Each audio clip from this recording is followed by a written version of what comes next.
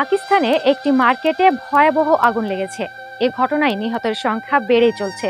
এর মধ্যে একটি দোকান থেকে অন্তত ৩০ জনের মরদেহ উদ্ধার করা হয়েছে। পাকিস্তানের করাচির এম.এ. জিন্নাহ সড়কের একটি বহুতল শপিং মলে আগুন লেগেছে। আগুনে মৃতের সংখ্যা বেড়ে ৬০ জনে দাঁড়িয়েছে।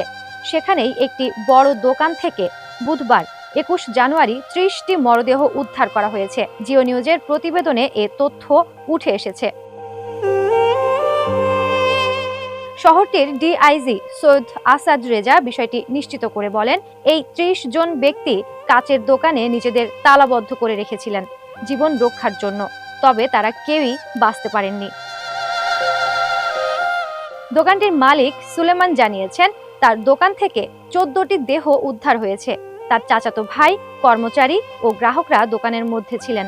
আটকা অবস্থাতেই তাদের মৃত্যু হয়। করাচির police surgeon doctor Sumaiya Syed বলেছেন, দুইটি দোকান থেকে ২১টি দেহের অবশিষ্টাংশ সিভিল হাসপাতালে আনা হয়েছে। তবে এগুলো ২১টি দেহ কি আরো বেশি ব্যক্তির অবশিষ্টাংশ তা নিশ্চিত করতে পারেনি। করাচি কমিশনার সৈয়দ হাসান নকভি বলেন, তদন্তটি জটিল হয়ে গেছে, তবে গুল প্লাজা ঘটনায় কোনো একক প্রতিষ্ঠানকে দায়ী করা যাবে না।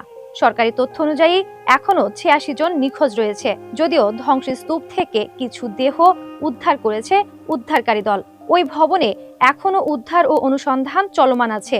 অতিরিক্ত আইজি আসাদ খান জানান, এখন পর্যন্ত গুল প্লাজা অগ্নিকাণ্ডে সন্ত্রাসবাদ সম্পর্কিত কোনো প্রমাণ পাওয়া যায়নি।